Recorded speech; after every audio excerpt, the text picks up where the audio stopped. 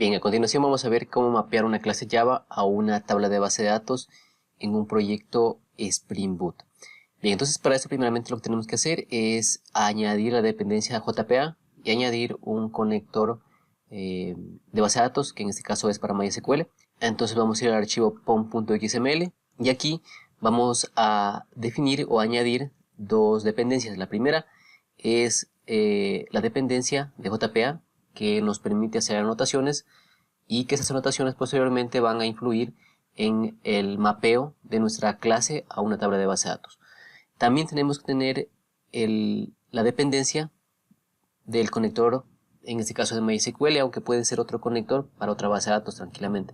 Una vez que tenemos añadidas las dos dependencias, tanto la del conector como la de JPA en el proyecto, sí vamos a ir ya a la parte de las anotaciones con JPA para nuestra clase.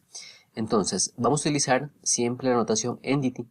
Esta anotación le dice al motor de base de datos que la clase que tenemos aquí descrita va a mapearse, va a crearse como una tabla en base de datos. La siguiente anotación que tenemos es table. Table con el parámetro name y también el nombre. Esto es opcional. Esto le ponemos siempre y cuando quisiéramos darle otro nombre del que tiene por defecto el nombre de la clase. Si nosotros no le pusiéramos esta anotación table, lo que va a hacer el JPA es crear una tabla en base de datos con el mismo nombre de la clase. Sin embargo, por temas de nomenclatura, definimos un nombre diferente al que tiene la clase. Luego utilizamos la anotación ID. La anotación ID lo que le dice al motor de base de datos que el atributo, en este caso ID, va a ser considerado como una clave primaria. Entonces lo que va a hacer el motor de base de datos es crear una tabla con una clave primaria que le vamos a llamar ID. Adicionalmente podemos definir una estrategia de generación del valor para esta clave primaria. Y para esto nos sirve la notación GenerateValue. Aquí lo que hacemos es definir una estrategia para el llenado automático del valor para el ID. Y en este caso utilizamos la estrategia Identity. Esto lo que hace es crear automáticamente el valor para el ID y hacerlo de forma incremental.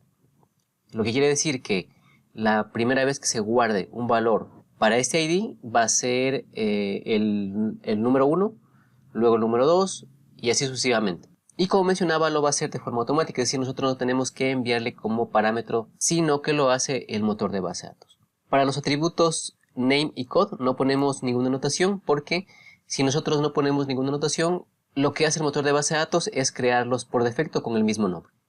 Y con estas anotaciones nuestra clase quedaría lista para poder mapearse, para poder crearse en una tabla de base de datos. Sin embargo, recordemos que previamente debemos definir la conexión a base de datos y por último lo que debemos hacer es ejecutar nuestra aplicación para que finalmente esta clase se cree como una tabla en una base de datos.